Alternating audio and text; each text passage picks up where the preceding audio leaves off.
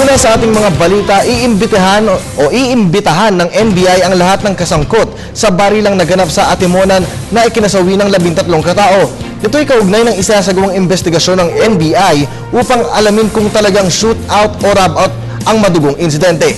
Inihag ito ni NBI Deputy Director for Regional Operations Virgilio Mendez na siyang namumuno sa pagsisiyasat. Kaugnay ito inaasang magsusumitid sa lalong madaling panahon ang resulta ng investigasyon.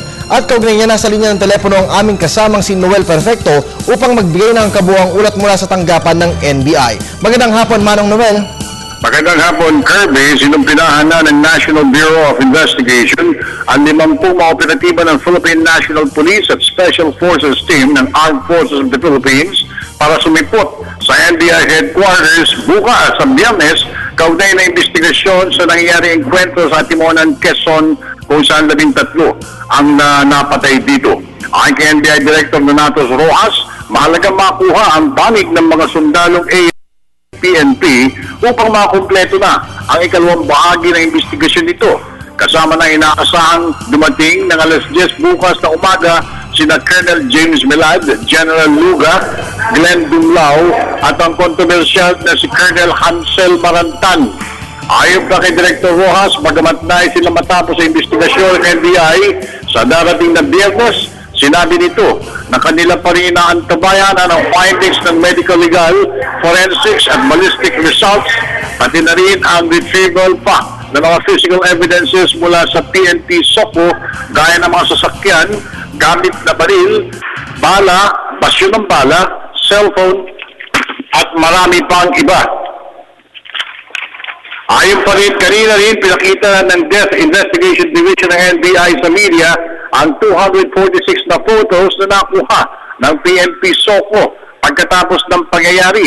Samantala, sinabi naman ni Deputy Director Virgilio Mendez ng Regional Operations Division ng NBI na hindi nila titigilan ng investigasyon hanggat hindi natutukoy ang tunay na dahilan ng engkwentro, ang mga may sala at pasimuno ng engkwentro, sinong nasa likuran ng karumal-dumal na pamamaslang tapos kasuhan at ikulong.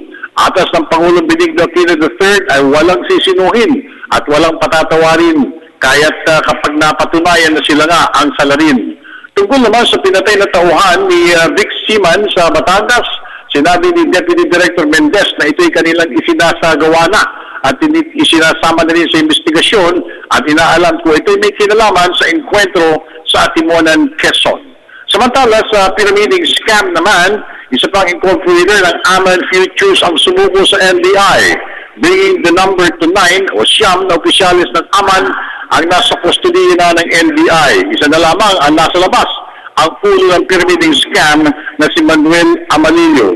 Tungkol naman sa pangyayaring barilan sa NCR Division ng NBI, sinibak na ni Director Rojas ang hepe, 2 ahente nito at lahat ng dumalo sa nasabing birthday celebration. So yun muna ulat mula pa rin sa Maynila para sa Television ng Bayan. Ako naman si Noel Perfecto.